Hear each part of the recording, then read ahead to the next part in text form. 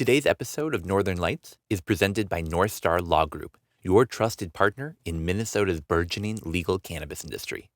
Whether you're just starting out or looking to expand, attorney Jen Riza and her team will help you understand the latest developments, scope out risks, and find a compliant path forward in this rapidly changing field. Visit northstarlaw.com and let North Star Law Group guide you through the legal landscape with confidence.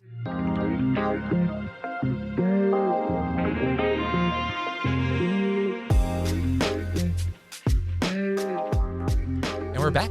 Welcome to another episode of Northern Lights. I'm your host, Tanner, joined today by Marcus and John. Welcome, guys. Hello. Good afternoon. Good evening. How are you guys? Doing well. Live and well.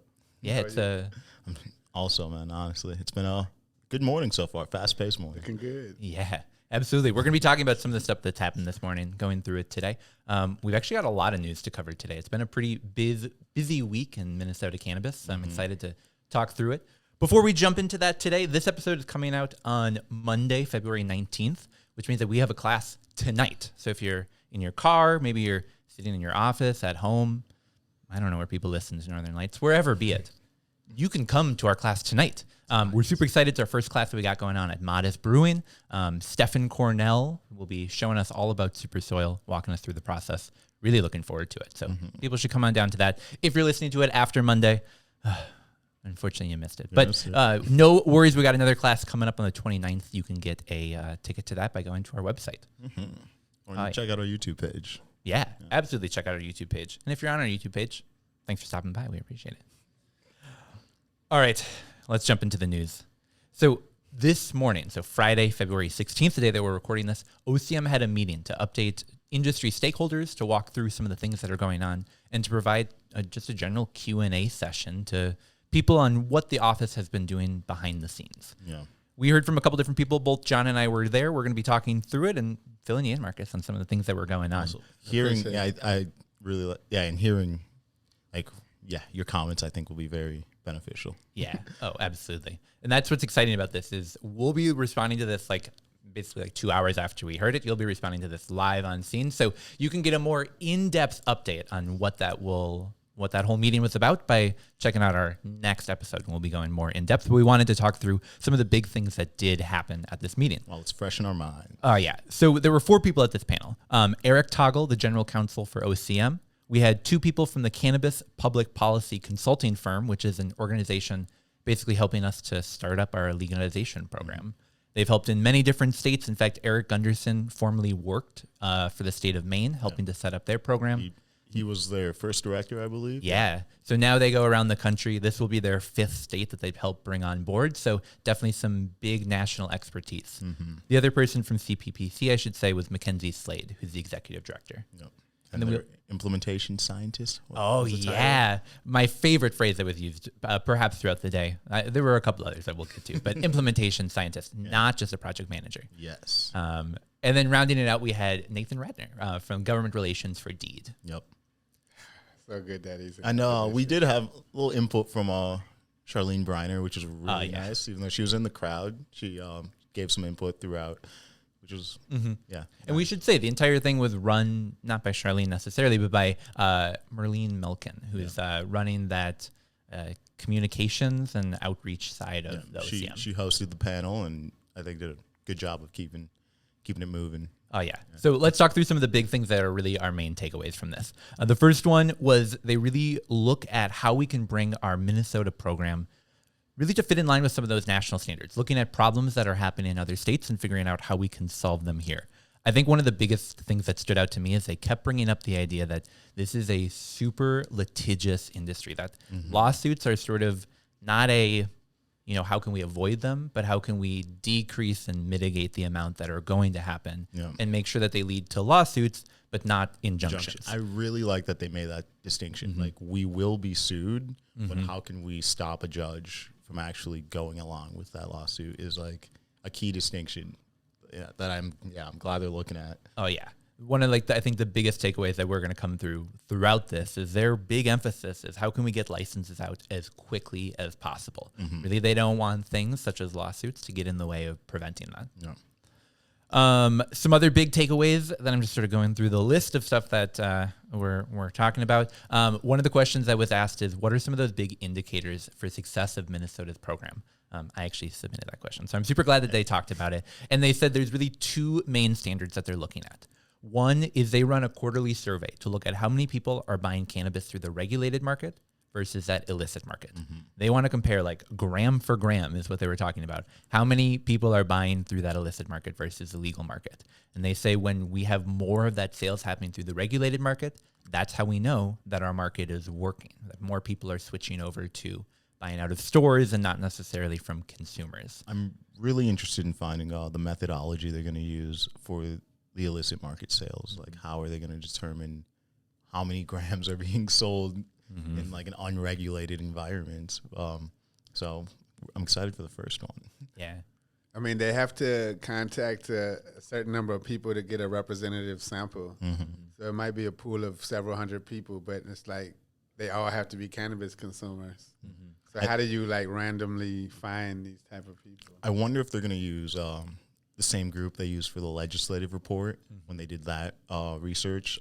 I wonder if they're going to go back to that well or expand it or just use a completely different group. Yeah. Steven said like 40% of them were like medical card holders. So that's not like a real representation of the market, right? Yeah, no, absolutely. Yeah, what I'm hopeful for, at least, they talked about doing this survey in other states, being able to evaluate that and look at what states were really succeeding in this. So I'm hoping that that expertise will be applied here in Minnesota. Really just more to come on that. The other really indicator that they set is having a short latency time. So that time between the passage of the bill and when people are actually going to stores, being able to purchase stuff. They pointed to states like Missouri and Arizona as really being the gold standards of bringing online legalization really sort of as quickly as possible. What are your guys' thoughts on those two goals? Having more people buy from regulated market than illicit and having it happen quickly as being the two goals of implementation. I feel like they're good goals to have. I think something Mackenzie was saying is everything looks good in theory, and that's what came to my mind when they told me those.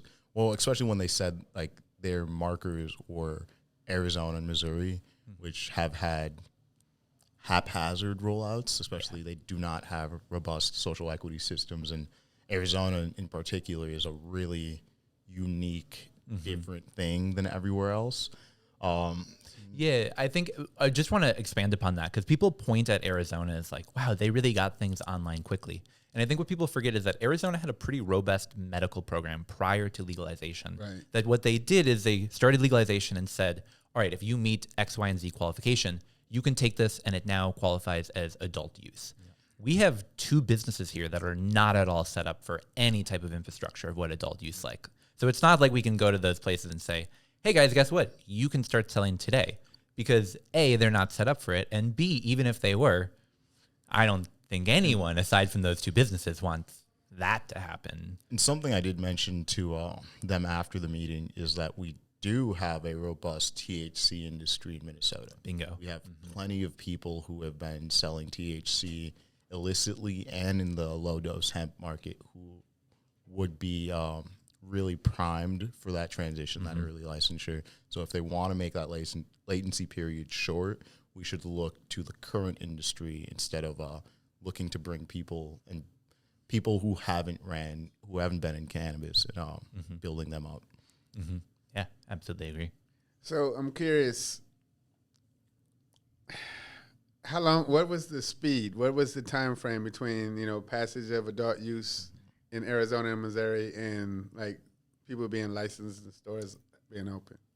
I'm pretty sure that in Arizona it was just a couple months. Yeah, that basically it passed, and then just a few months later they said, "Here you go." I think in Missouri it was around a year, where by the time they got the licenses out, businesses open.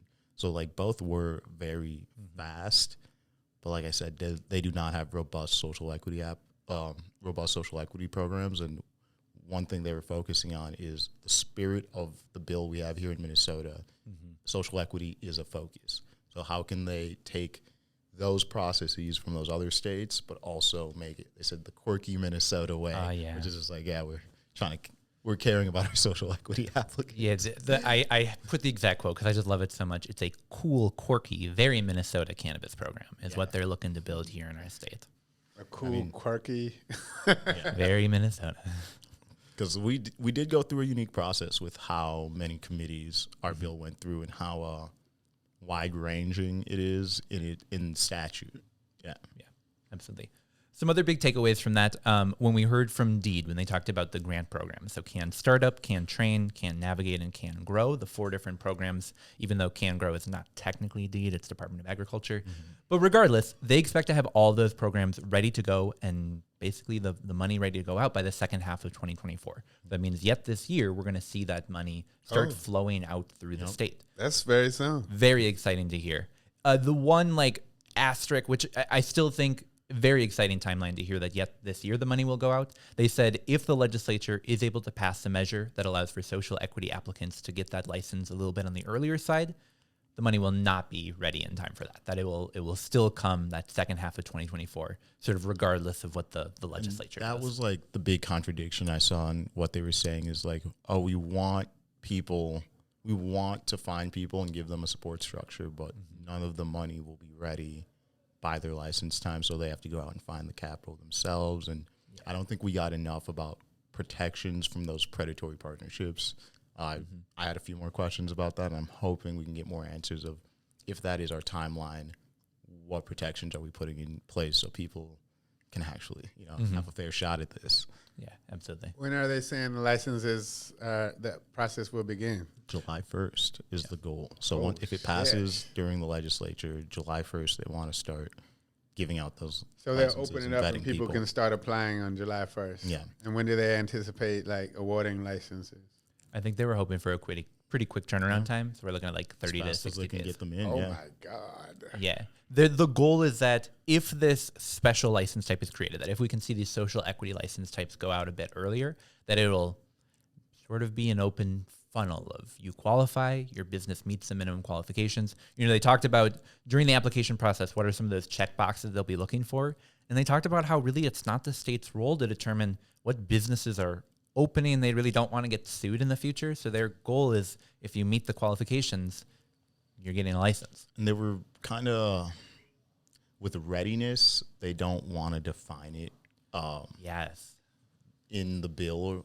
Is that what they were saying? In the bill? Because in sure. rulemaking, you're going to have to. I mean, Charlene did get up and say there will be some thresholds. Yeah, people will have to go back and listen to that full conversation, which again is uploaded on our YouTube page. But She said they're going to do some vetting for readiness, but they're not sure what the threshold exactly will look like. yeah.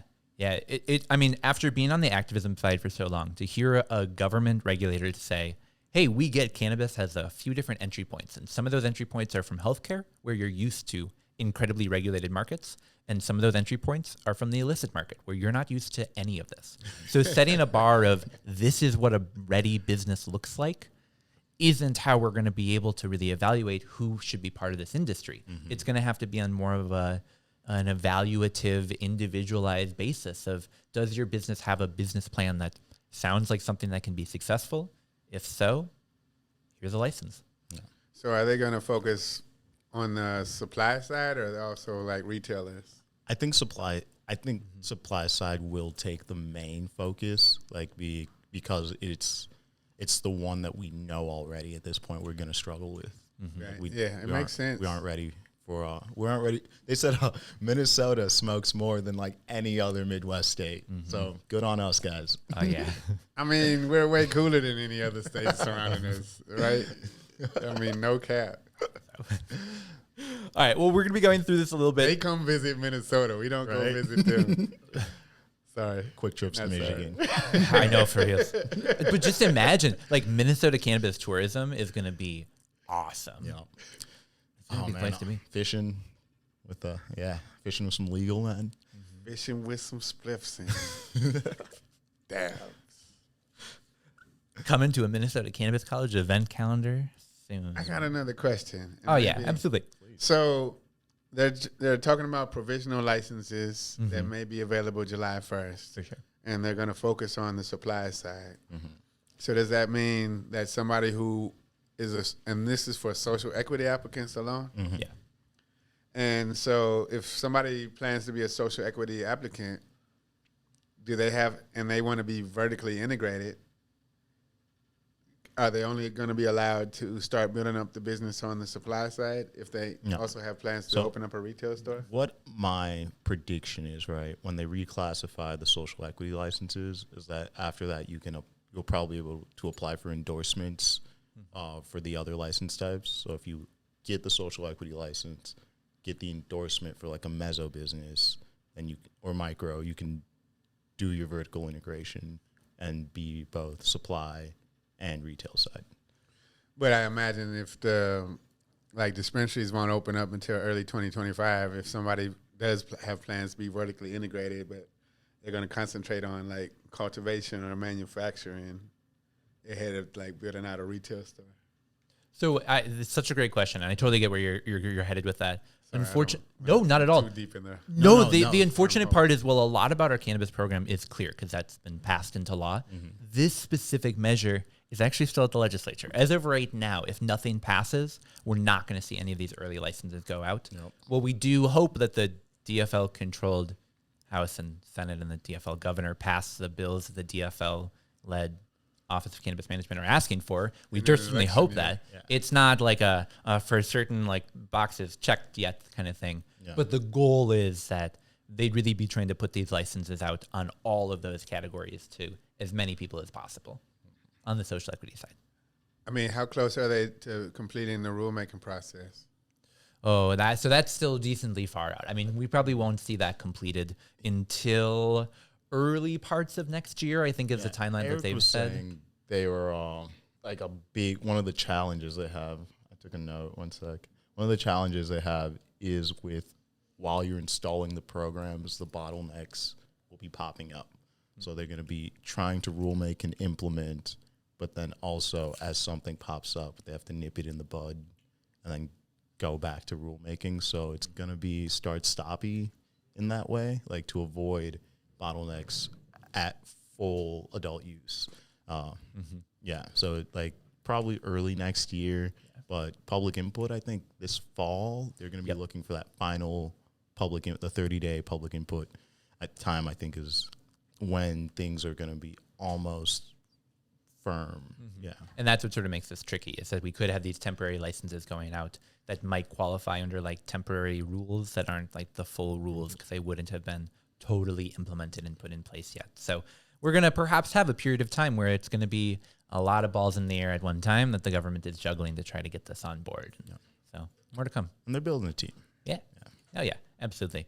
One final question that I want to point out, because it transitions nicely to what we're talking about next, is we had, I believe, a city employee. She was wearing a name tag. It was a little hard to see from where I was, but I'm almost certain that it was a city of Laverne. But don't quote me on that. That's just allegedly. That asked a question about, are municipal applications going to be treated as separate than general businesses? If I'm a business entrepreneur applying for a cannabis license, will my application be treated differently than like a city applying for a license? And the answer was ultimately, no. You're applying as a business. We're all businesses here. Thanks for applying. That'll be funny when 3 people in the city get it and then the city doesn't get it, and then they want to sue. Yeah, it will be some very interesting times in the future and I was thinking of that exact same situation of a city council that has to approve a local license for a business after their application got denied. What is that going to look like here in Minnesota? Coming to city council soon near you. Just remember, you pay attention to the city council elections. They really are important. Another thing they told me talking after, go to your city council now. If you are planning to do this, start engaging. If they don't know you, you are way more likely to not get a license from the city. If they know you, you have that relationship. That's just how people work, you know. If they know you, they were way more open to help you. So they're like, if you are interested, talk to your city council now, because that will be a bottleneck, is like how what the cities want to do, because we're proposing taking away some of their input. So like the input they do have, I feel like they're going to be very guarded against. Definitely. Yeah, I'd say go meet your city manager, go meet, if your city has a community planning or economic development department, go meet those people. And talk to your mayor and city council. Yep. Yeah, well, that's a good place to leave that. We'll transition nicely. Again, if you want to listen to that entire meeting, all hour long of it, you can go check out our YouTube page. We've got the whole thing. You can give it a listen. But let's talk here about a city that's potentially looking to start up a municipal dispensary. We mentioned in the last episode that Orono is perhaps looking to do this. I did slightly misspeak, and I want to throw that in at the front here before we move on. We're going to be talking here about the city of Osseo. Yeah. So similar. It doesn't matter. The city of Osseo is looking at potentially opening a municipal dispensary. We got news at the end of last month. We've seen sort of how this worked through the city council, and I wanted to share with you guys some of what we can expect coming out of the city of Osseo, because they're the first city that I think has really boldly come forward and said, you can expect us to have an application put forward very soon here. So let's jump in. So in January, the city passed passed a resolution that allowed them to join the Minnesota Marijuana Association. So an organization here that's trying to help spread information about cannabis. Lots of people are doing that apparently. But one organization here that the city of Osseo is looking to bring about board. They are trying to figure out everything from where would we put it into city to how would we run it to what would happen to the money that people spend there. Can we just put it in the city bank account, or then is the city now federal drug pushers? Can I take some credit here? Oh, please do. I sent over like the summary and everything else to every single city council member of Osseo and the mayor, because they had a meeting way back in the summer where they were just not they had no idea what they could and could not legislate on in the city. They were talking about zoning rules and regulations that were in statute, and I had to stop their meeting and be like, hey guys, 80% of what we talked about is already in the bill, so I'm going to send you all the information so you can know what you're doing. I guess this is, I don't know if it's good or bad, but this is their conclusion out of it, so I'm glad to see they're actually informing themselves, but I hope they're not getting bad information as well. Wasn't the Osseo City Council talking about a moratorium like a year ago? That's what the meeting was about. So that's why we went to the meeting. Yeah. And after being educated a little, I know their mayor is a businessman. So after being educated a little, I think they're like, oh shit, now that we've read the law, we can start our own. So it's good and bad, because like they were looking to ban it, and then as soon as they saw they could make a municipality, they got ahead of that. And I don't want cities who are using the municipal dispensary as a way to keep out like entrepreneurs. I don't want that to become a trend. No, that's bogus. I mean, to be honest, I think that the state, the OCM, should examine each city's like arrest history for cannabis, and if it's a very prohibitionist city, they shouldn't be allowed to open a municipal. Our friend Anthony Newby said that in the meeting. Yeah. He was like, we need to look at these states or these cities, how they were policing cannabis, how they've been around cannabis, and consider that when they apply for these licenses. Yeah. So yeah, you're on point. Shout out to Anthony. Yeah, so I wanted to get your guys' reaction to one specific thing that came out of the presentation. So they're talking about where they should put the dispensary. And we have the city-run dispensary. Do we perhaps put it within a city hall or public safety building? Put it next to the fire department or the police station. Well, so that's what I want you guys to respond to. So one of the specific things that they note is they were looking at a location next to the city hall and police department because they think it would allow for safe consumer sales. But they also are worried that people might not want to come to a dispensary next to a police department. Would you guys go to a dispensary right next to the police department? Legal's yeah, legal. not smoke on the parking lot. Literally, yeah. Like legal is legal. I wasn't. I definitely would. Like if that's my legal option, it's like, what the fuck are the police gonna do at that point? Yeah. Excuse my language. Well, and do people question to go to a muni that's next to a No, they police don't even station? recognize. Yeah, they're trying to get booze. Yeah. So City of Orono, don't worry so much. Yeah. So they expect city. See, I keep doing that. City of Osseo. Thank you, Jordan. Thank you. It's so nice. And do you want to know the worst part is Orono is a really not cool city around cannabis. They have a moratorium. They're really not cool with this. So they're likely not going to have a municipal dispensary. So, John, will you get on the city of Orono and see if you can push them in the right? I'd say the next few months I'm going to be talking to a lot of city councils. Yeah. Well, so they expect licenses to go out October of 2024. They expect products to be available April of 2025 because they say you need 6 months to grow cannabis, and that's the required time period. And so perhaps coming to the city of Osseo in 2025. We get the city of Osseo to some of our classes if they're going to cultivate. To be honest, Straight out of Osseo. right? Osseo OG. Banging in Osseo. Do you guys think these municipal dispensaries are going to have cool names, or do you think it's just going to be like Osseo Dispensary? It's going to be called the Stiff Neck Smoker. Because I know, do they do that with the liquor stores? I don't. I think they're just like Liquor store. St. Anthony Village liquor store. Edina has a liquor store, and I think Columbia Heights has one too. Mm-hmm. But I don't think they have cool names. Yeah, I don't think they're going to do that. That's an idea we can pitch them, though. Hopefully soon. Well, before we head on to a break here, I just wanted to talk about one more story that piqued my eye. Speaking of city council members, speaking of mayors, Winnebago's Mayor Scott Robertson, allegedly, and I want to make sure that I'm throwing allegedly in here at the beginning, and his son, they do face 2 felonies for allegedly cultivating around 240 plants of cannabis on multiple legal. properties. That's 30 times more than 8. Yeah, that's a lot more than 8. So the reason that I wanted to throw this up is because I just think this is such a fascinating story. So the police were investigating. They said, "Hey, do you have any cannabis growing?" He said, "Well, I think my son might have 8 plants growing on the property. I don't think any more than that." And they went, "Well, we found a greenhouse that has around 200 plants in it." And then he reportedly denied any of this until he later said, "Yeah, no, those are my plants." We thought it was him. I want to see how this gets goes through the courts, because this will be a perfect test case for every cultivator going forward. Yeah, because it's like, how are they going to treat this mayor and his son? Yeah. What I hope is that some of these cuts, the Lady Kush, the Gorilla Cookies, the Cap'n Kush, and the Kongzilla, maybe the city releases those to the public, and let's Kongzilla. I mean, they already got everything they need to start their own municipal. They were got just enough practicing, supply, right? They were getting ready. Well, What if they planned to burn it all in the field? They did allegedly have a hemp license, but unfortunately that expired in 2021. So They're off to a terrible start. yeah. So that's like the thing about these rules right now. Like, if a mayor of a city can fall into this trap, like we all need to be very careful about who's giving us our information when it comes to cannabis, when it comes to what you can do right now, because you don't want to end up like the mayor of Winnebago. Yeah, so we should clarify, we're not attorneys, so this is not legal advice, but guys, don't grow more than 8 plants on your property. Read the law. Without a license. Especially if you have a lot of snitches in your network. Like Yeah. The Robertsons did. Yeah. I read the article.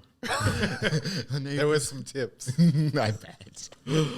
All right, well, we're going to take a quick break here. When we get back, we're going to hear an interview with Matt Robidou, really an awesome guy. He's going to be leading a class with us in March. We're going to be talking through some of that stuff. And then when we get back, it's actually not going to be us chatting, but it's going to be David with Fizzy and Hemp House. It's going to be talking about some of the trends that are going on in cannabis. Really excited to hear that conversation. Yeah. So make sure you stick around for that.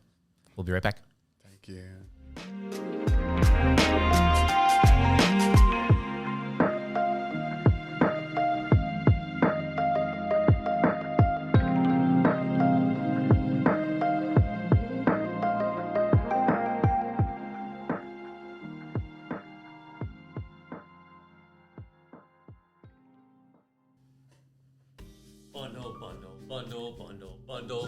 Bundle.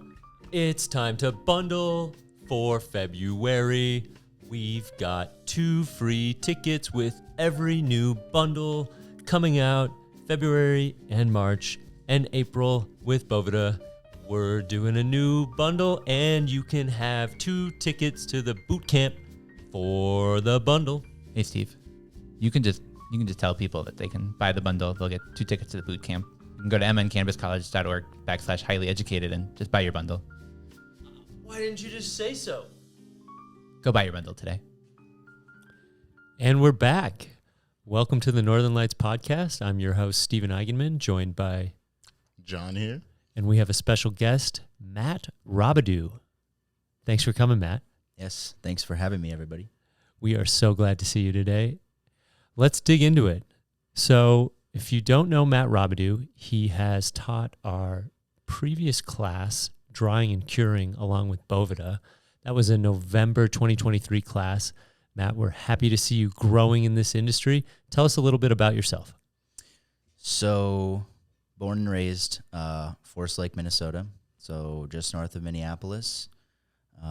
28 years old, so I like to describe myself in my childhood as I was like a 9/11 kid, so I was in kindergarten when that happened, and that kind of had a big impact on my life, and I wanted to really, fill those shoes, and I didn't really know in what way or how, but so my childhood was really military focused, and that at the time, early 2000s, late 90s, early 2000s was pretty anti-cannabis, and so the military and cannabis did not go together, and so I was really surrounded by a large group of people who were all not necessarily openly anti-cannabis, but nobody really talked about it. It was just kind of this like mystique, that this forbidden fruit, I've met your dad. Is he also former military? No, he's not actually, but I kind of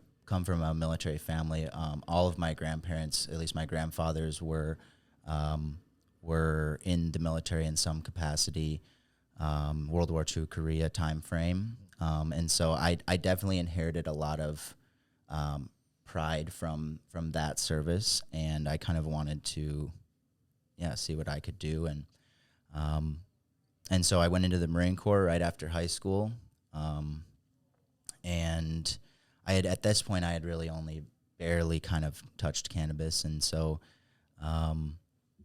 I had tried it. I believe it was like 6 months before I went off to boot camp. I tried it for the first time, and I was kind of mind blown because I just was confused, basically. I didn't understand how something that was publicly so bad was, in my experience, so good or so positive. I didn't really notice any negatives. And for context, I didn't really do I was kind of a like goody two-shoes kid where I didn't do anything like no drugs, no alcohol until I was 18 years old, almost 19 at that time. So I had a very blank slate, and I just knew that alcohol was making me sick every time I partied with my friends, and cannabis, I could wake up and have a perfectly normal day. And so that kind of, that like, that question of why was that such a good experience stuck with me through my entire military experience.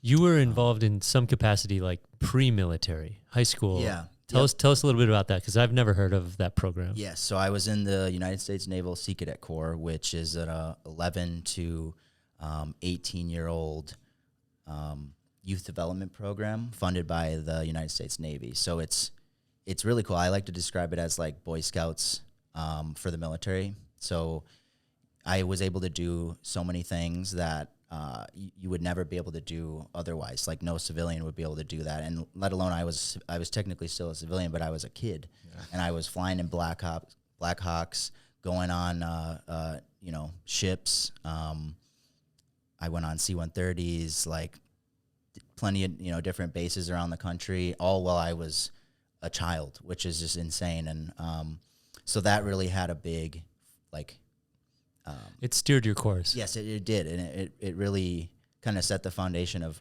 who I am, which even though I'm not doing the military now, I still kind of have that as my underlying backbone of your foundation. Yes, I'm and not necessarily in the ideals aspect, but in the discipline and the structure and the way of leadership. So yeah.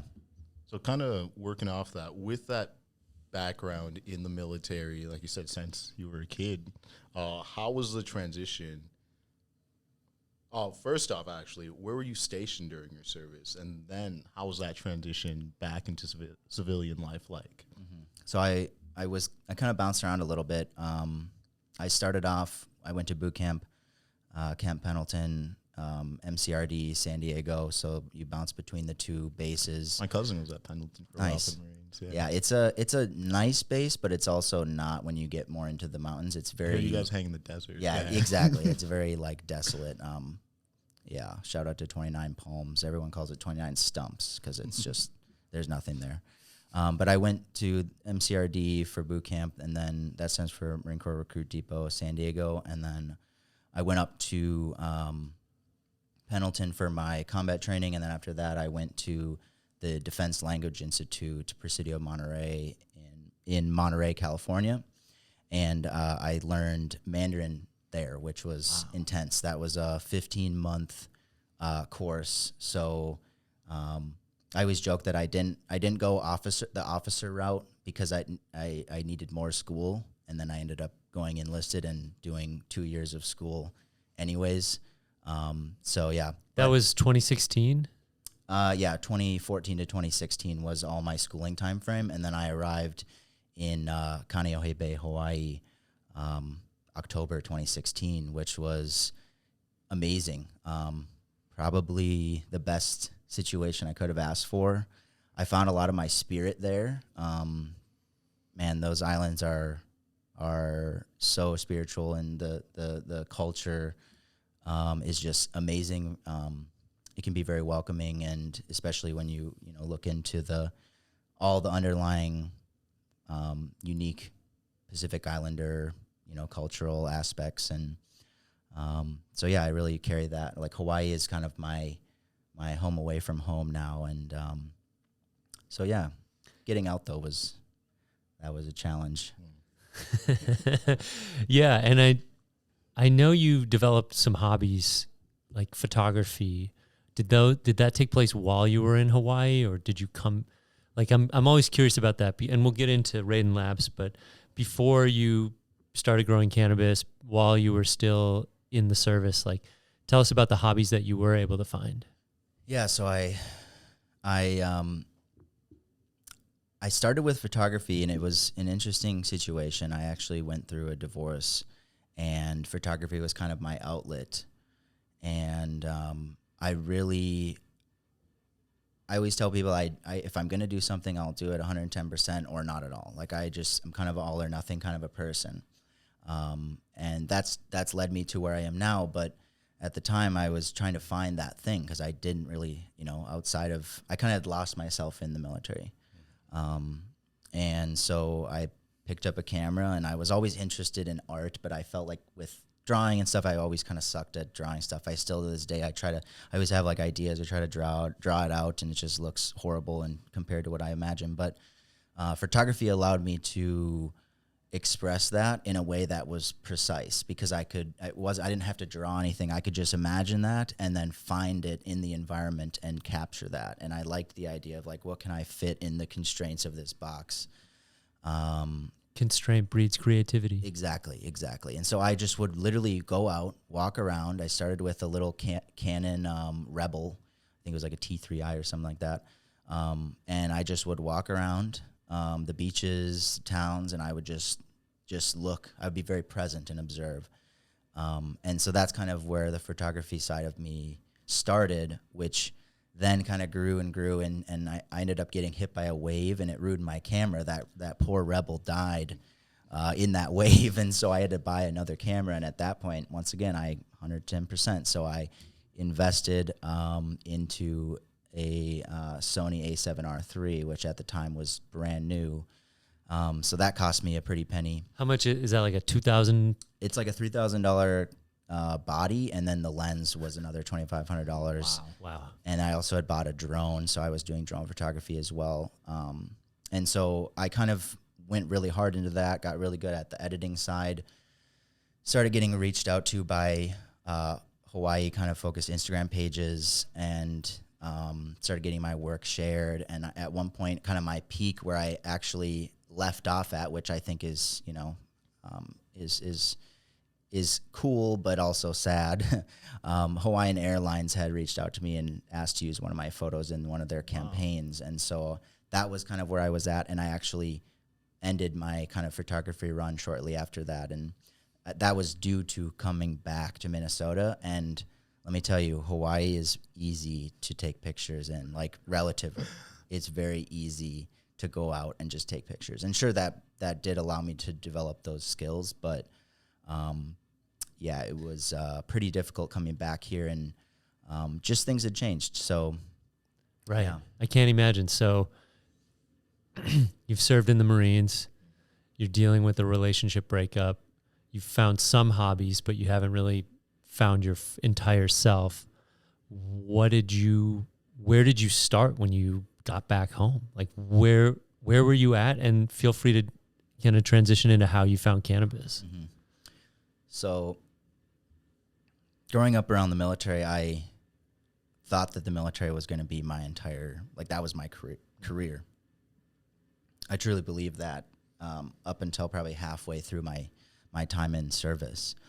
I was fully dedicated to giving my life for this country, truly. Like I, to be honest, I can't say the same now because I've gone through those changes. But back then I was a different person. And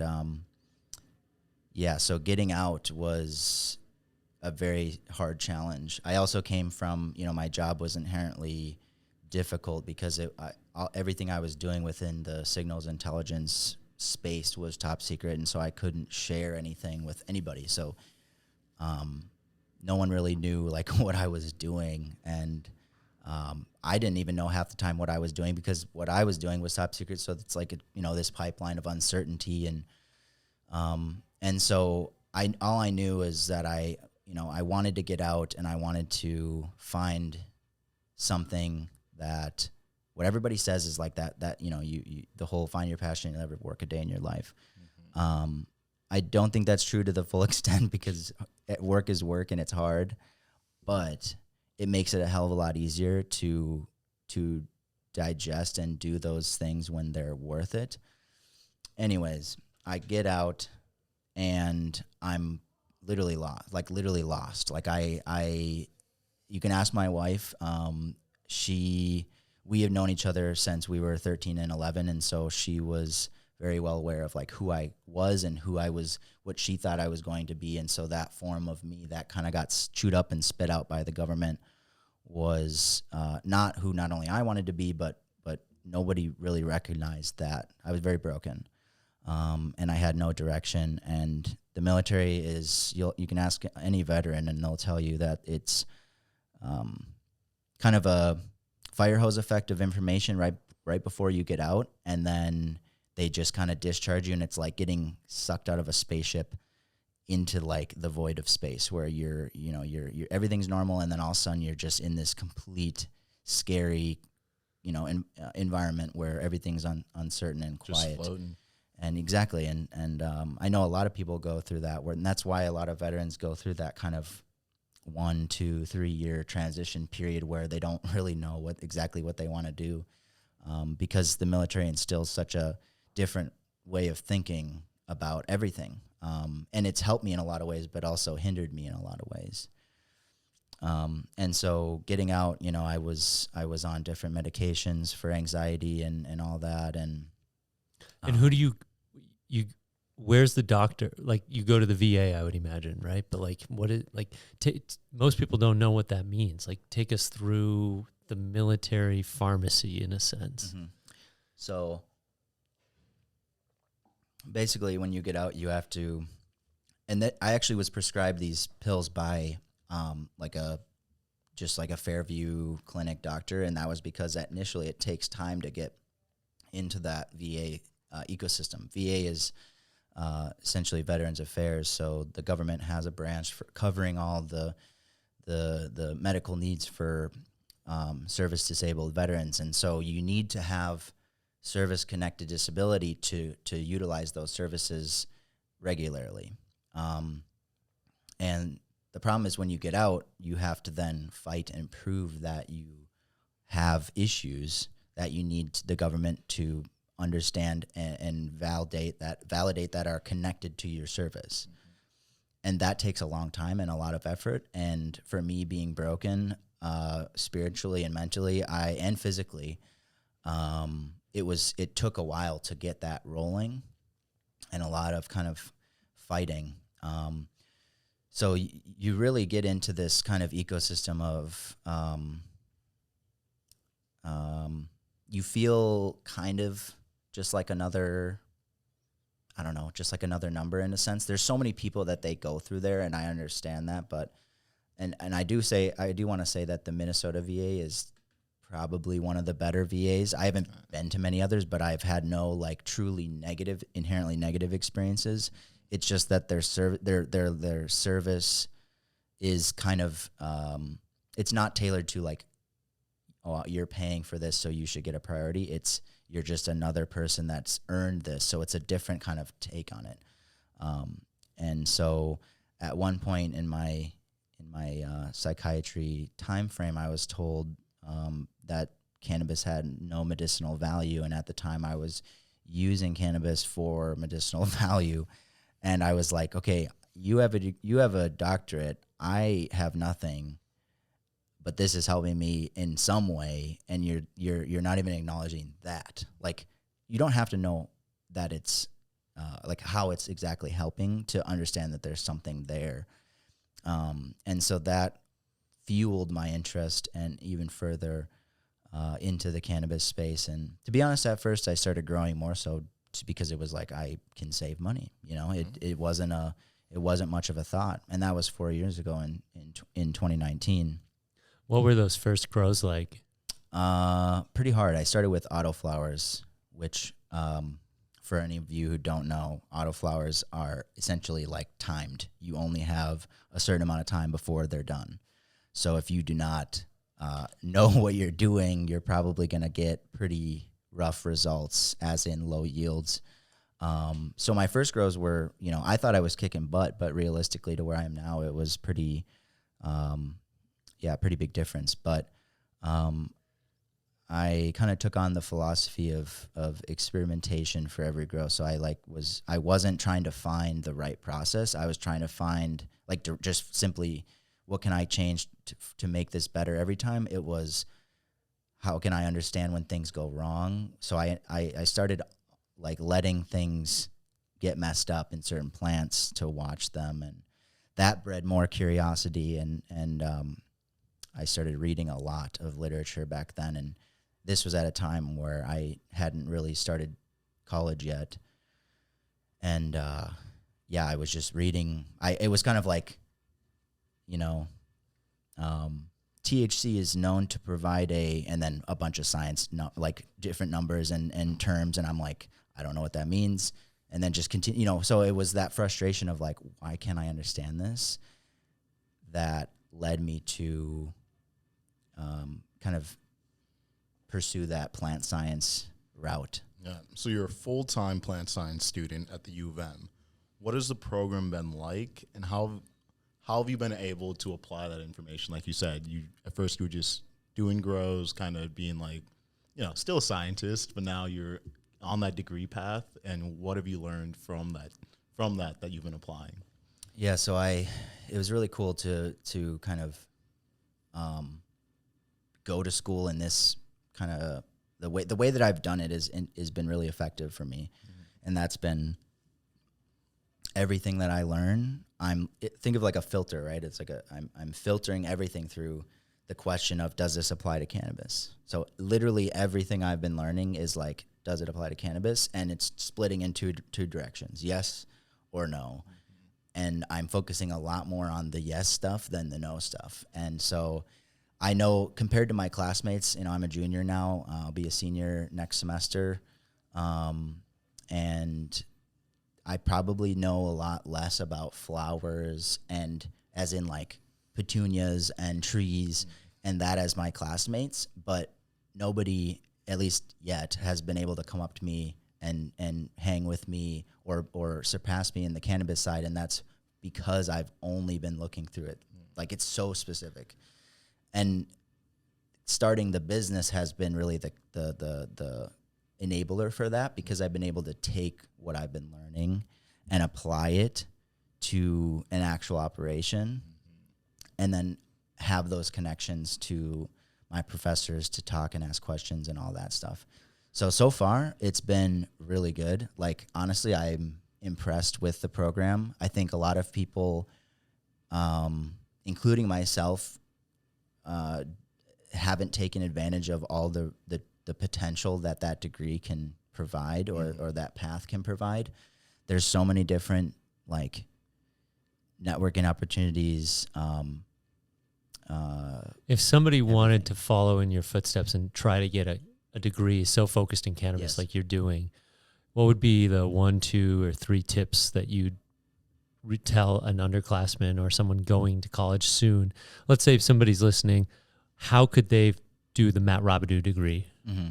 So right now, I mean, you have to essentially have that filter on for cannabis, and that means giving up a lot of information that is irrelevant. And the problem is that if we don't have a subject matter expert kind of path right now, and to be honest, I don't know, what that even looks like in the future.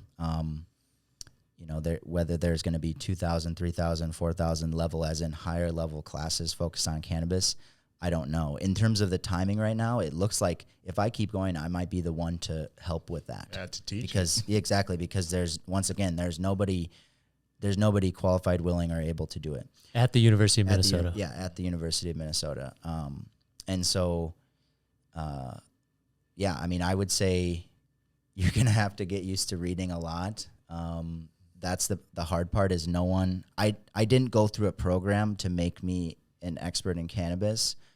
I created my own program for myself, which was the kind of unique aspect about it. And that was, once again, a lot of practical application. So growing while you're going to school, which you can do now legally.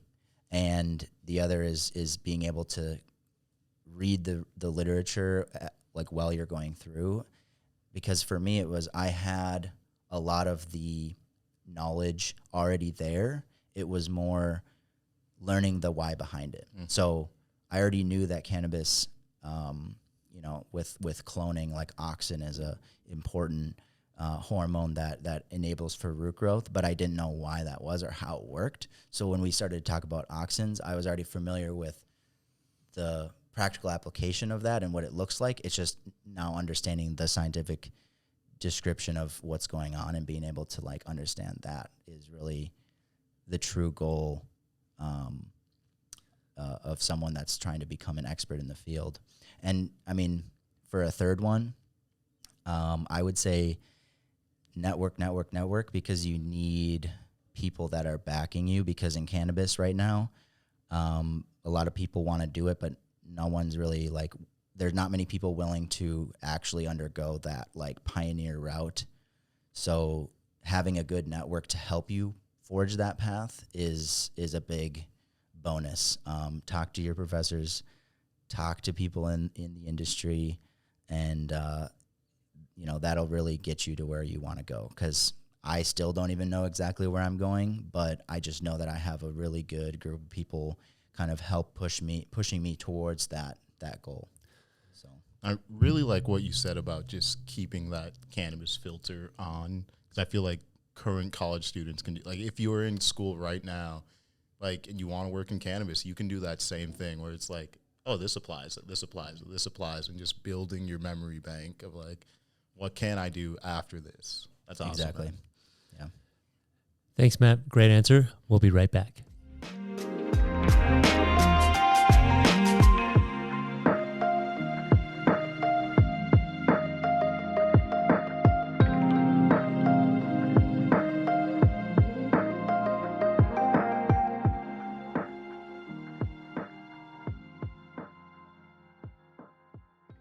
Feeling really energized, thinking about the days and events ahead, and I'm just I gotta sing a song. I gotta send Tanner my vision. I've got a song, and it's about Doug's Nugs. It's called the Doug's Nugs Anthem, and so we're gonna sing it for you on this podcast today.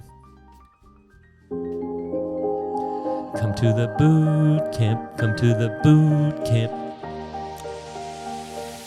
It's Brian and Bobby at Doug's Nugs on Thursday, February 29th. We've got a sweet boot camp with Brian and Bobby. Come find out which one's Doug at the boot camp at Modest. Come find out Come listen to Tanner. He'll teach you about cannabis. We used to call it marijuana, but we don't do that anymore. Let's find out who's done. Come find out who's done with Brian and Bobby at Modest on Leap Day. Wow. Truly, truly incredible. Coming to Spotify soon. Check us out, Minnesota Cannabis College. February 29th. It's going to be a fun time. Get your tickets today. mncannabiscollege.org/bootcamp. Brian and Bobby, come find out which one's the... Okay, Matt. So you own and operate Raiden Labs. Can you tell us a little bit more about what motivated you to start that up and about some of the major projects you guys have been focusing on? Yeah, so I learned a lot about leadership throughout my time from when I joined Sea Cadets at 11 years old, 12 years old, all the way up through my Marine Corps time. And I kind of felt like I really knew how to create an environment through that leadership that would be conducive to, I guess, happiness, to respect within the entire organization. And I always had really good results from my leadership throughout my military time frame. For context, I had reached the highest rank in my Sea Cadet program. So I was leading 70 other kids. And then when I would go to trainings, I would be the highest ranking at that training. So I would be with 200, 300 different kids, and I would be in charge of making sure everybody's doing what they're supposed to do. So I had a lot of good validation from that time period, as well as the Marine Corps.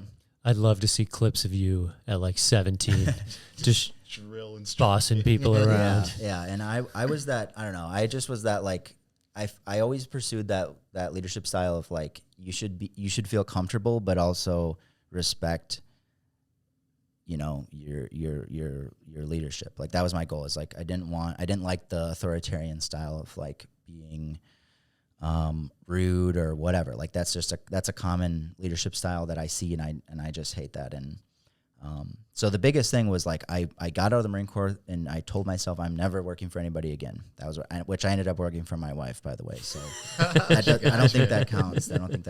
But Counts for her.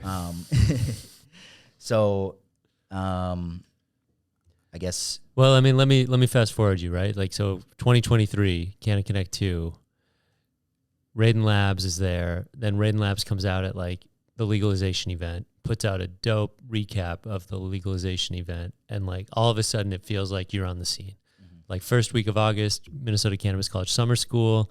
You and I have a long conversation after the summer school program, and it feels like you've just hit the ground running since July. Mm-hmm. I'm sure there's more to it from before that, but, like, looking over the last 6 months, like, what have you been working on, and what do you hope to be working on? Yeah, so this is the exciting part, because I did not expect any of this, the business ventures and opportunities that I've been able to capitalize on to be even a possibility. But I started with the focus on cultivation, so that was the number one priority within Raiden Labs, was cultivation. Understanding cultivation and being able to apply it at the highest level, and having science-backed data for decision-making, rather than just going off of what the legacy market has classically been, which is someone's observations, albeit them really great observations, but that they, you know, the community wasn't able to move up to that next level because of the whole legalization aspect. And now we're at that point. So really the science-backed for everything really is what we're doing, is, like, that's kind of our core mantra, is, like, science-backed. Like, I'm not telling you what I necessarily think is the best that's my goal, is if there's a fact out there, if there's evidence, we want to be able to go by that evidence and use that as our ultimate like justifier for action. And that can get you far in a very vibes-based industry, Yeah. like you said. Exactly. And on top of that, that's kind of led into consulting and more on the side of, as of right now, more on the side of essentially the cannabinoid chemistry and the neuroscience and all that. And that's actually where a lot of my foundational knowledge was in understanding that. And, that's why I went down the chemistry route. So being able to provide formulation services, and then with the long-term goal, being able to help essentially a large facility push their numbers up a few percent, push the profits up a few percent, because you likely are not able to do that with simply observations, right? Like it's being able to understand that science and apply it. And then we've now moved into media. So kind of that's a joining of my passion for creating content that kind of resurfaced from the past. I could have sold that camera a long time ago, and I didn't, and I held on to it because I was like, I know I'm going to start a business. I know that I need a good camera, so might as well have that on hand. And so it's starting to pay off now, where we're kind of trying to, for one, document the rise of the Minnesota cannabis industry. And we're doing that by going to a bunch of events and different businesses and talking to people that are in the scene in not only the cultivation, but sales, glass, right? Like different cultural aspects, and kind of documenting that. And we're just now entering the space of essentially product highlights. So a lot of the marketing in cannabis right now is from traditional marketing practices, which don't necessarily all apply to cannabis consumers specifically. They want to see different things than just your standard marketing. And so we kind of want to be able to apply that by letting companies speak for their product in an orderly manner. And then finally, the products. So the products is what's been the final culmination of a lot of work. 3 years in the making. We finally are very close, a month or so away from launching the Raiden Labs gummies, which is badass because it's taken so much time and effort. And I could have done it I could have sourced everything pretty quickly, but I wanted to do it all myself and create this from like a true seed to sale product. And that's exactly what we did, working with local partners to create a true Minnesota grown and produced product. And we're really excited to share that with everybody soon. Yeah. Can't wait. It's going to be exciting. We'll make sure to mention it when it comes out. Yeah. And, I see some similarities between photography and like playing around with the limitations of a camera, maybe the editing software, as well as like the limitations of the plant, playing around in the dirt, kind of taking that hobby like in curiosity and inquisitiveness, and then applying it to getting your hands dirty, sort of feeling like I got to build myself up from the ground up. I got to start over. I really love how you wrapped them together in the end, where it's like, I'm not going to sell my camera. I never know. Yeah. And now here you are, where you got both passions coming together in a great way. Yeah. And- Unexpected, but it's working out good. Yeah, we're proud of you, man. Thank you. The August 1st comes around and you're legally allowed to start growing plants. Can you tell people about your approach to growing one really, really big plant? Yeah. So for anyone who hasn't seen, which I haven't shared too much about it, and that's for the sake of this class that's coming up. So I wanted to express how you can really flex that plant limit. So we only have, we're allowed to flex. Right. We're allowed to grow 8 plants total, 4 plants in veg, 4 plants in flowers. So when people hear that, they think, okay, 2 tents, I'm going to do 4 plants in each tent.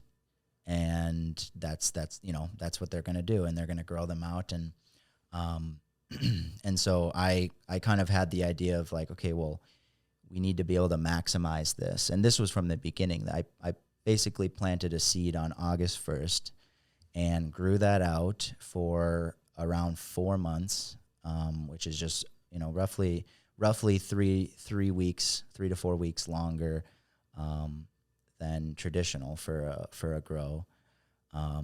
And I was able to pump out around 550 grams from this 5x5 plant in a 3-gallon pot.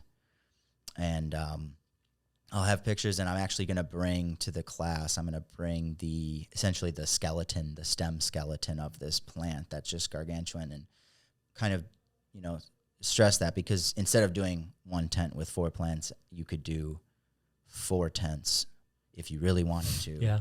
And maximize that process. Just don't weigh it. Yeah, exactly. So the point is, you don't need to grow more plants realistically. Like, no one, unless you're trying to offload stuff, which, you're donating a bunch, whatever, like, there's really no reason to do that. And so with this class, we're going to show you guys how to, maximize your plant count and, hopefully get as close to a pound as possible. I think that's a little hard pressed to just expect that right off the rip, because 1 pound plants, folks. Right. I was that was like a culmination of my knowledge. That's what I kind of viewed it as. It's like, that was like my, if I can imagine, okay, this is what it's going to look like, and get it to within a few nth degrees of that, then that would be success. And I had a minor hiccup, which was more on the lighting aspect, because I was hand watering every day. Other than that, I mean, it turned out really, really good. And it's more of the understanding how to train and manipulate the plant that allows you to do that. The class that we're talking about is March 18th at the Wilderness, featuring Raiden Labs and Doc Dabs. Matt's going to lead the presentation. He's already working on it. It looks phenomenal.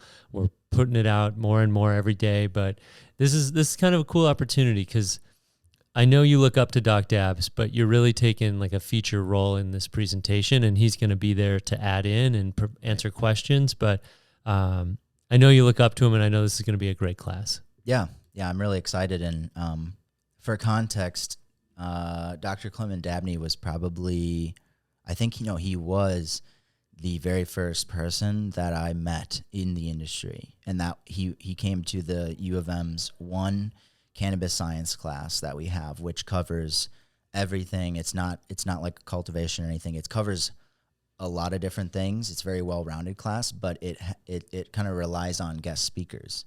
And Dr. Dabney was one of those speakers, and we happened to take a little stroll out to the hemp crop that Dr. Tom Michaels was working on at the time. And while we were walking, no one was talking to Clement, and I was like, I need to talk to him, because I am, I'm the most serious out of all these people, clearly, if no one's taking this opportunity.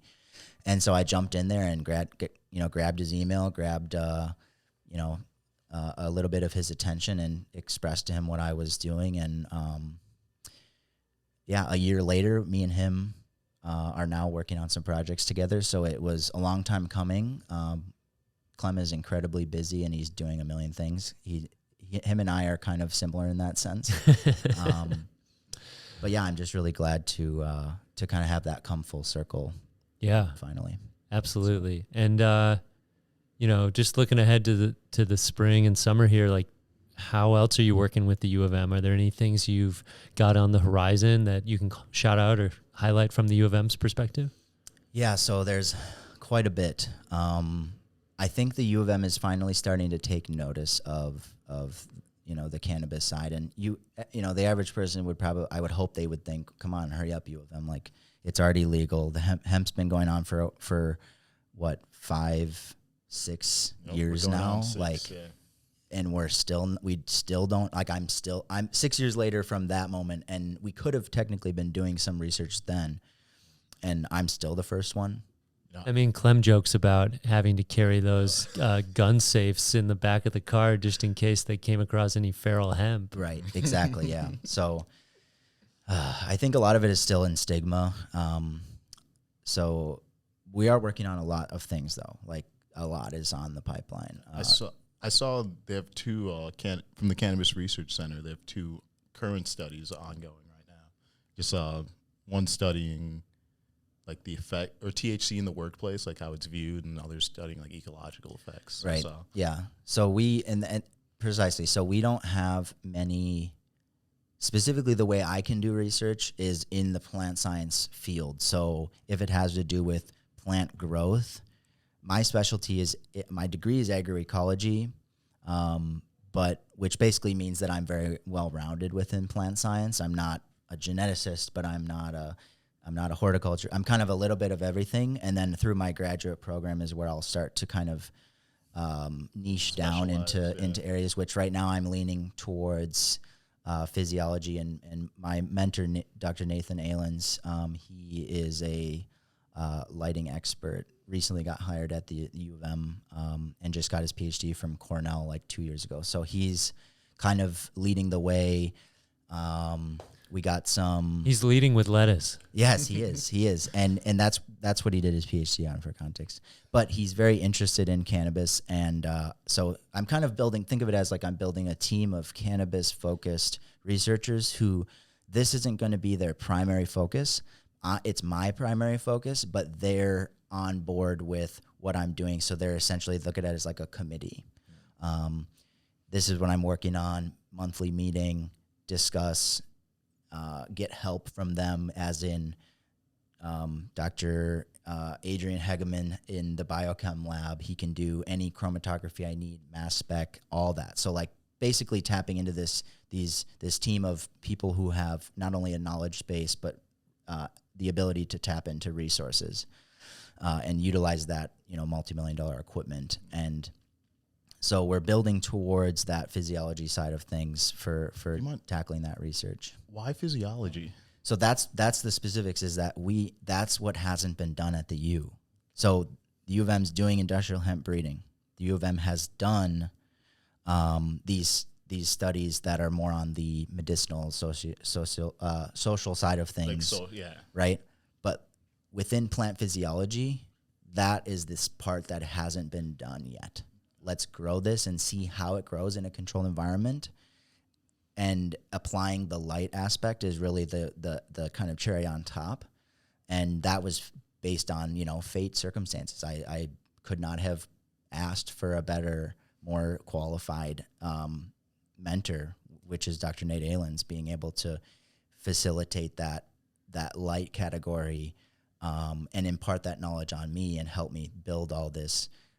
And he's just a great researcher, and he's got a really, hopefully long and prosperous career ahead of him. And so like I said, the physiology is where the growing markets are at for that, like I was talking about earlier, that optimization. If the observations from the legacy market have gotten the grows to 90% optimized, that's where we got to get that final 10% down. We got to figure that out. And so there's a lot within that space to unpack. And my particular focus within physiology is trichome morphogenesis. So looking at how glandular trichomes grow, what affects their density, genetic factors, environmental factors. And I've been essentially writing a series of papers that kind of build into that.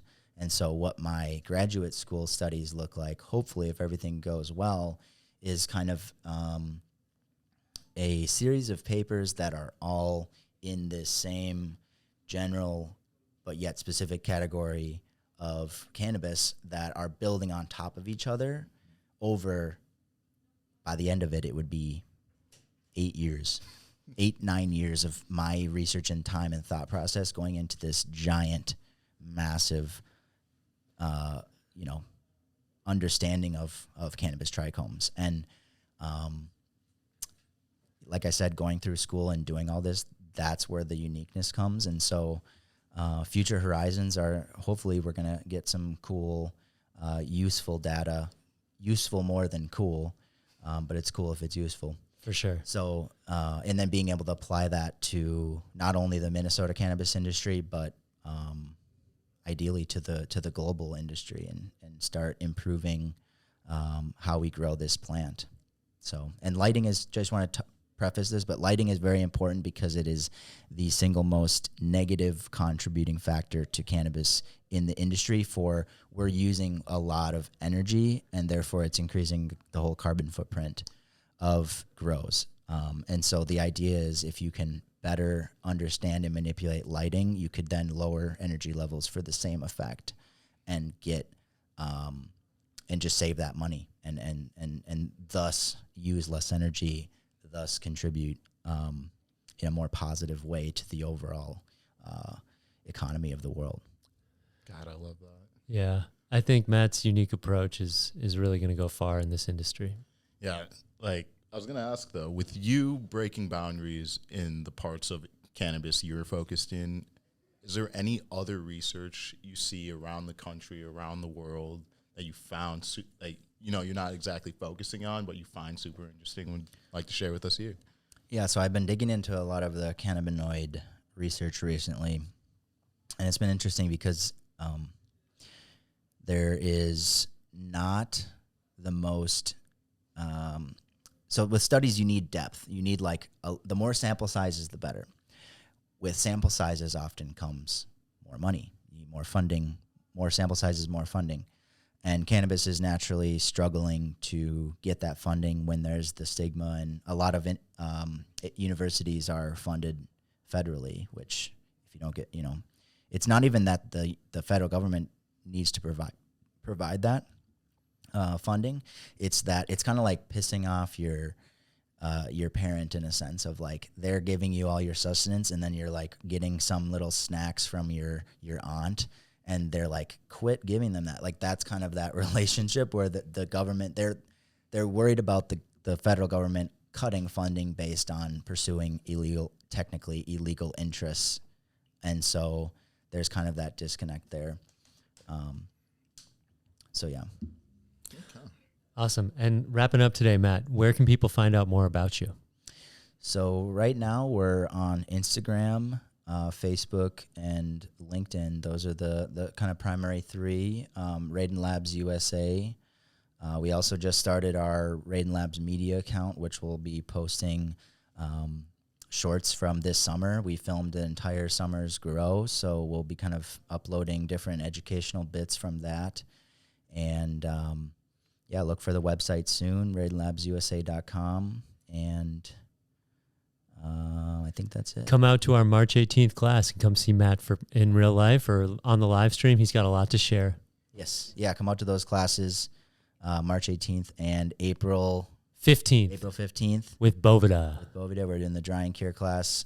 Second and first is the how to grow a really big plant. Hope to see you guys there. Thanks for watching. Thank you, Matt. Yes, thanks, guys.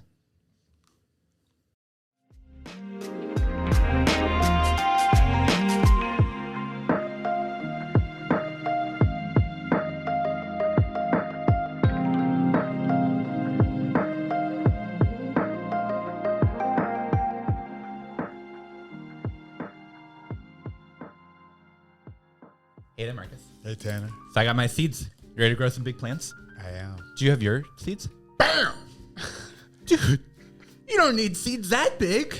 But I thought we were growing really big plants. Well, yeah, but you can just use regular seeds. I mean, come to our class March 18th. We got it 6:30 to 9. In fact, Dr. Dabs, Raiden Labs will be out there. They're going to teach you how to grow big plants, but just with regular seeds. Oh. Yeah, come on down. MNCannabisCollege.org /grow big. Get your tickets today. You can grow some really big plants with really regular seeds. They don't need to be the size of quail eggs. And we're back. Welcome in the studio today. We've got David from Fizzy. Welcome, David. Thanks for having me. Yeah, we're super excited to have you actually back in the studio. A different studio this time, but having you back on Northern Lights. Bigger and better. Yeah. Got some good stuff going on. We keep growing. Yeah. It's just like the plants. That's what we got to do. Absolutely. Hey, David, it's good to see you. Tell us a little bit about your 2024 so far and like what are you looking forward to? Sure. So 2024 is going to be a nice, fun year for us because we have a whole year now full of beverage sales data. And so one of the things that's been really cool, a lot of fun opportunities is going around actually the country now and talking about this a little bit. So Minnesota was this awesome mecca of a market for THC beverages for the past year, hemp-derived beverages, and now, yeah, a lot of these other states are starting to catch on, and they're very curious about what we've been able to glean over the past year. So very excited to see what 2024 has in store for us and what more we learn. For sure. And so, you know, it's January right now. We're recording on the 22nd. Typically, it's a slow time for liquor stores, but we've seen the co-option of THC products inside liquor stores. How has dry January sort of changed and shifted in your eyes? Like, what are some insights that you've gathered throughout this month? Yeah, it's been very interesting. So on the marketing side of things, this was the first time that I saw a lot of concentrated pushes on dry January campaigns. One of the most notable is probably dry Canuary. Very clever. But I can attest to that. And basically what we've seen so far this month is just normally, I would say, for every beverage sale is probably 2 to 3 edible sales. But in January, we're probably more 60-40, meaning the amount of beverages people are starting to pick up in place of alcoholic beverages or even in place of edibles has really been pretty insane to see. So I don't have the final numbers yet, but I think just one brand, I think with just Can alone, they probably moved close to 5,000 cans so far just this month, which is insane. Amazing. And to give people a little bit more background, you are a part of Fizzy THC, but you also work for Hemp House and the No Coast Cannabis brand. So when you're talking about your experiences, like you're talking through like kind of the Hemp House lens, or are you able to see more than that? Yeah, it's a little bit of both. So I have a unique position in being able to not only sell my own products in Fizzy, but selling everybody else's. So at Hemp House, we have over 100 brands, 700 SKUs, and my job is to sell all of them. So it's really interesting to go in and meet these brands, work with these brands, figure out what makes them unique, who their segment is, who they should be getting their products in front of. And so you can't just give the same stuff to everybody and say, hey, just have at it. You really have to figure out who is the right audience, the right segment for these types of products. You know, if it's a low dose product, it's a different demographic than, a 10 milligram option. So I think the segmentation piece and finding those different key audiences and kind of placing the right products, the right brands in front of the right segments has been huge for us, but also just super eye-opening. The different types of demographics, different types of people that are using these products, and just how wide this range is. Mm-hmm. Yeah, it's been cool sort of seeing some of these, trends that have existed in the alcohol industry for a while start guiding people a bit towards cannabis. I've had a number of friends that throughout January are doing dry January, but like California sober style. Yeah. So they're doing a little bit of cannabis and are thinking, hey, what's that beverage that I can replace? Even if maybe they're a smoker, they're looking for something new to try. And sure, pretty cool force of legalization. Yeah, I've seen a lot of people question whether or not it counts. If you have a cannabis beverage, are you truly abiding by the spirit of dry January? My answer is yes. Like, this whole industry is based on loopholes. So we might as well embrace that. But at the same time, too, we're also seeing a lot of very interesting trends. First and foremost, the beer, wine, liquor industry, we're seeing dips in the amount of consumers, especially the young generation. So we have that dip that goes along with the rise in the NA market. And so a lot of young people are really starting to, turn to cannabis, but also gravitate away from booze, which is a perfect and ripe opportunity for these THC beverages. And so dry January is a perfect testament to that. People choose to embrace dry January to be healthier, to be better, a new version of themselves.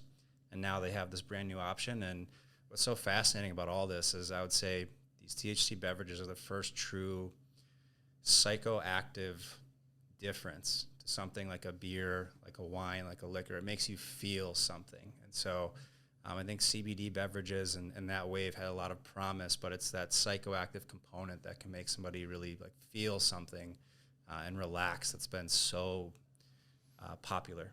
You speak on feel, right? And it's a good point that David brings up, but also what I continue to hear from waitresses, from people at shops like Dabbler Depot or Hemp House is when people are consuming after 1, 2, 3, there's less overconsumption is what I'm hearing. And it's more so because of the feel that cannabis provides. I think it puts you more in touch with your overall body and the feelings versus alcohol, and I'm not an expert in the effects of alcohol from a science standpoint, but you feel more disillusioned maybe, and cannabis, you're feeling more in touch with yourself potentially. Like, it's interesting how people say, yeah, after like 2, I'm good, or after 3, I'm good. Whereas like a bar environment, it's a little different with alcohol, I would say.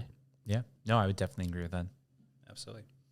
Yeah. So coming into 2024, tell us a little bit about some of the trends that you see coming up in this year. Yeah, so one of the things that's been the most exciting about being able to review a year's worth of data and, again, connecting with all these brands is you kind of see where they're going, a lot of the trends that are happening. And so 2023 was the year of the seltzer, and 2024 is a year of basically the differentiation. So, I mean, anybody who can find a co-packer at this point and get a license can make a drink. So the barrier to entry is so low. What really has become so powerful these days is figuring out what your differentiator is. Is it your flavors? Is it having other ingredients? Is it other cannabinoids? Is it terpene profiles? Is it having a juice, a soda? There's so many different types of drinks and innovation that can happen, and that's really what we're starting to see more of. It's, I get people that come in the store every day, hey, I have this new drink, and in the past it's always been, here's a new seltzer, here's a new brewery did a seltzer, and now it's, hey, we have a prebiotic soda option. It's just kind of blowing my mind how we're kind of seeing all these popular CPG or alcoholic types of drinks getting a THC twist to them. And so as far as trends go, I hope I see more of that, kind of more of this functional beverage piece. And so you brought up a good point. One of the biggest things that I notice and see brands trying to figure out is, where do these drinks live in someone's everyday life? Because ultimately, to get traction, you need to be replacing something. Is it replacing booze? Is it replacing liquor? Is it a joint? Either way, people need to be able to imagine when and where to have these things. And as these different types of drinks are coming out, people are realizing there's different situations where they might turn to a THC drink. So, for example, a year ago, if someone were to say, hey, are you going to have a THC drink first thing in the morning? No, I got stuff to do, I got places to be, etc. But now I can go and have a THC cold brew. I can put a fizzy in with a Red Bull or something, Celsius, whatever. You can basically engineer the time and place where you want to have your own, as Steve kind of put it, not a disassociation, but it's just a different lens that gets put in front of you. You're not looking at things the same way when you have mind-altering compounds. And so that can be subtle, that can be very intense, but there's different moments when they come into play. And so I think what's been really interesting is seeing all these different energy drinks pop up, again, like coffees, sodas, teas, stuff before bed. And so I really think the creativity I've seen is what I'm going to see more of in 2024, because, the more unique you can be, the more of a moat that you build around your brand and the products you make, like the longer you'll stick around. And so it's been very interesting to see some of these brands kind of reposition. And the one that really stands out to me the most is probably Wonder. If you look at Find Wonder's website now, it's not just we're a THC drink, we're adaptogens and cannabis in a can. And a year ago, that would have been kind of questionable. And now we're starting to see people really lean into things like that, because adaptogens, while there may be some legality issues there, it makes you feel a certain way. And so if you can have a THC beverage in the morning, and then you have one in the afternoon to pick yourself back up, and then you have them before bed to pass out, all of a sudden, then it's kind of ingrained into your life. And that's when you start to buy more, repeat more. People will notice, they'll ask you about it, and that's what really builds up this category. And so I think that's what I'm looking forward to more of in 2024, is what kind of innovation and what kind of situations do we find these beverages falling into. Wow, that's a great answer. Yeah, that's super interesting. And it's one that, as you were talking, I was like, wow, I have been buying those cold brew coffees with THC, or like I have been buying the products that sort of have the time of day that you generally would consume them. And even if, maybe a year ago, I also would be consuming cannabis in the morning. Right. Now I sort of have that product that like is distinctly sort of built into the schedule of the habit. No, you have your cup of coffee with THC in it. That's pretty cool. And because I could go into specific examples too, but for the sake of time and just the idea that you're talking about, it's the full spectrum effect reimagined.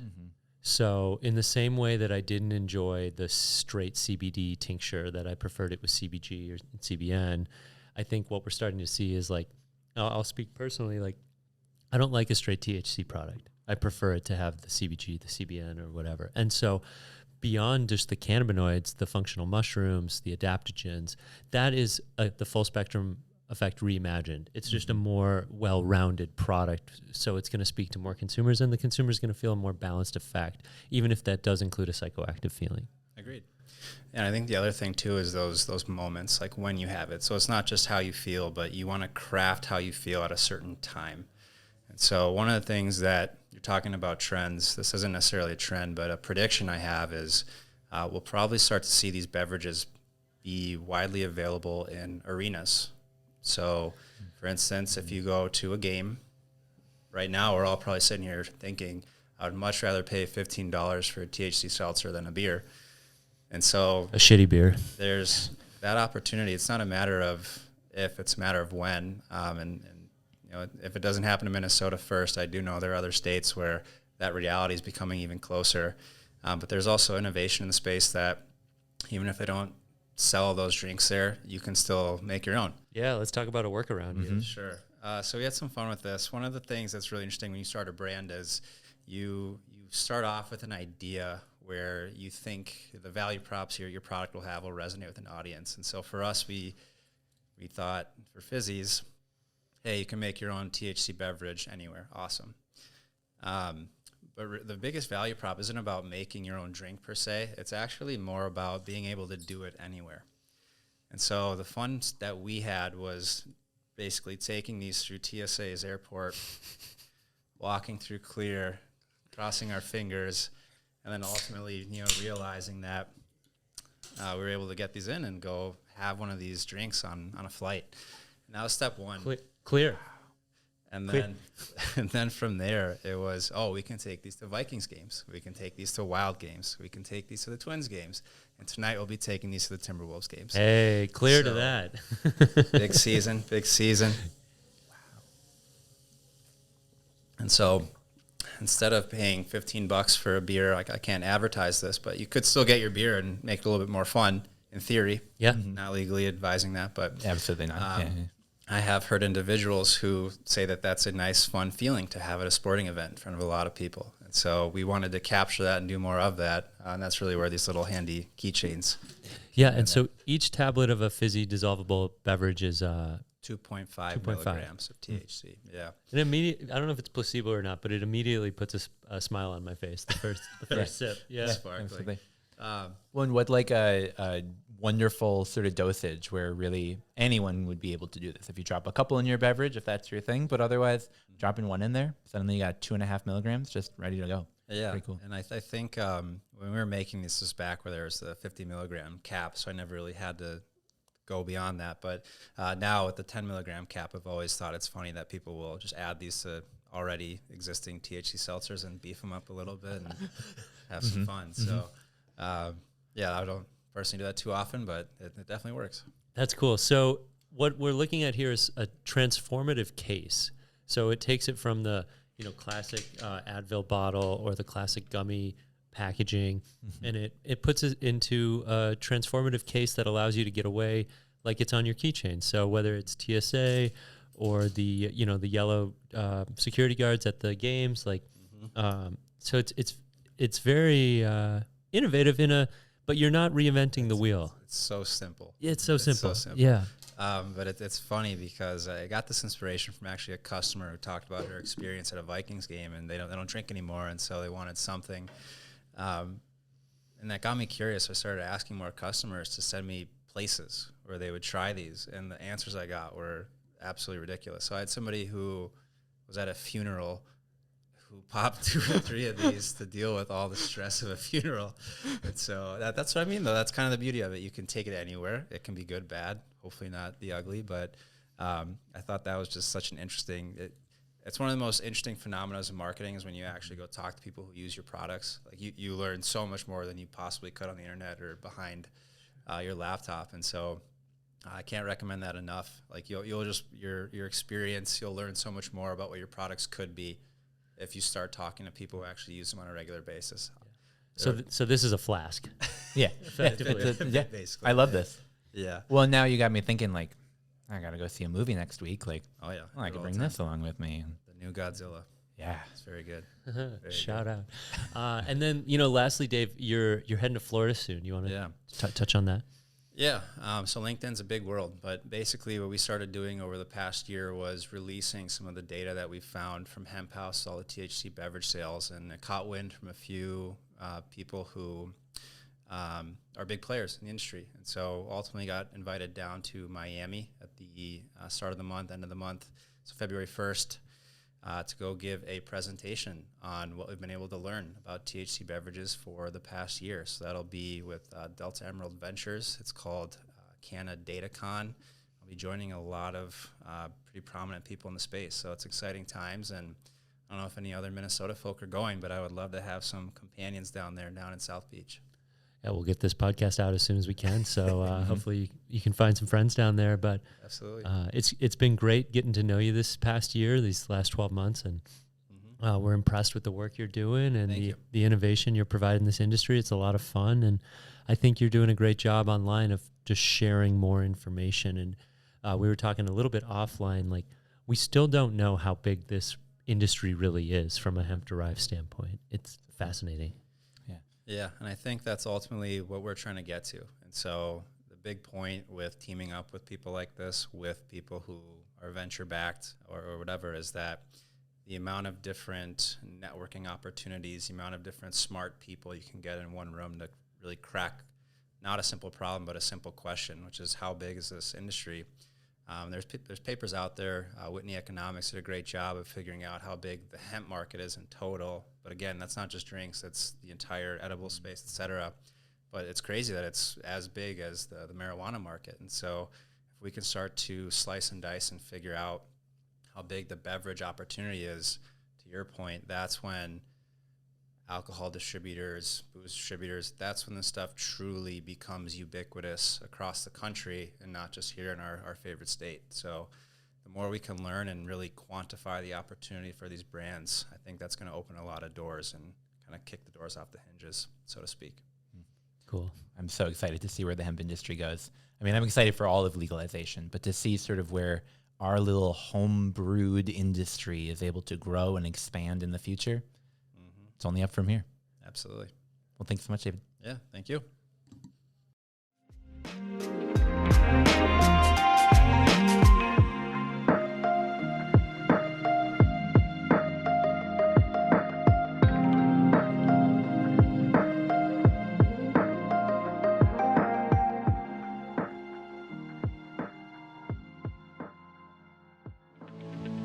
We're thrilled to announce the launch of the Friends of the Minnesota Cannabis College program, a unique opportunity for individuals and businesses alike to play a pivotal role in shaping the future of cannabis learning and industry networking in our state. By joining as a friend, you're not just supporting our mission to foster a sustainable and inclusive cannabis community, you're gaining exclusive access to a comprehensive curriculum, expert-led workshops, and a vibrant network of professionals, educators, and advocates. Whether you're a curious newcomer, a passionate enthusiast, or a seasoned professional, there's a level of friendship tailoring just for you. From seedling friends to best buds, each tier offers a unique benefit designed to grow your knowledge, connect you with like-minded individuals, and open doors to new learning. And for businesses, our partnership levels provide unparalleled access to training, promotional opportunities, and exclusive events, setting the stage for your success and your team in Minnesota's flourishing cannabis market. Join our vibrant community today as a friend of the Minnesota Cannabis College and help us to cultivate a brighter future for cannabis education and advocacy. Become a friend today at mncannabiscollege.org/friends. We'll see you soon. All right, well, that's all we've got for today. Thanks, Matt. Thanks, David, so much for coming on, sharing their insights, talking a little bit about the industry, talking about some of the things that we can expect from that March class. Really looking forward to it. Thank you, OCM, for the panel. Keep them. I was telling their communications gal once a week, maybe once a week. Yeah, bring us down here, see who shows up. We'll be there. They could join a Saturday sesh with us, hang out. So that could be Like pretty fun. we're open. Yeah, give us a call.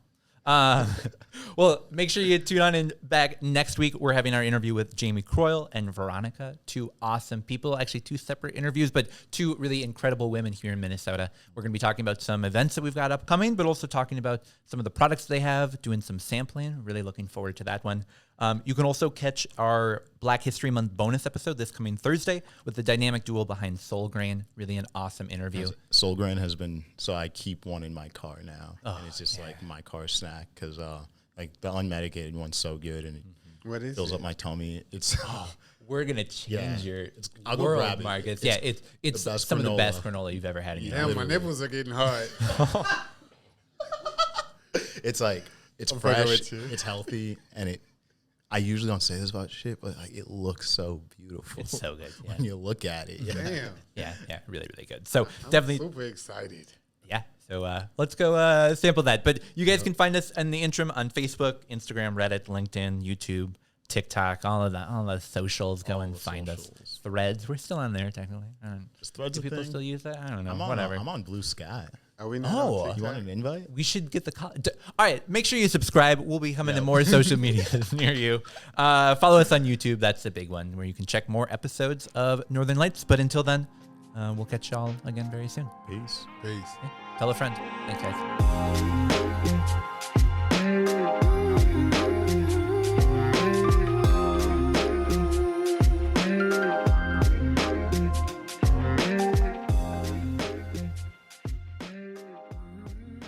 Northern Lights is a Minnesota Cannabis College production. This episode was produced by me, Tanner Barris, and by my co-hosts John Barty and Marcus Harkis. Production assistance from Shayna Payton and Steve Eigenman. Today's episode is presented by North Star Law Group, your trusted partner in Minnesota's burgeoning legal cannabis industry.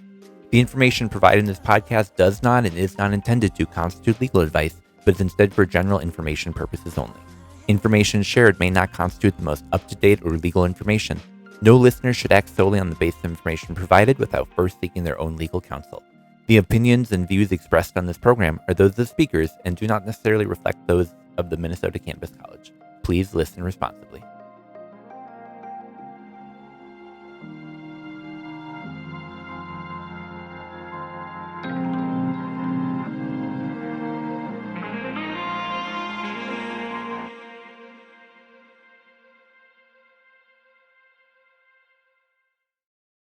Not getting any Grammys for that one. I'm sorry. We might. I was in bed. Hopefully. I was in bed last night. And I turned to Meg and I'm like, "Yeah, we're gonna record a commercial. I'm gonna sing a song tomorrow." She's like, "But you're not good at singing."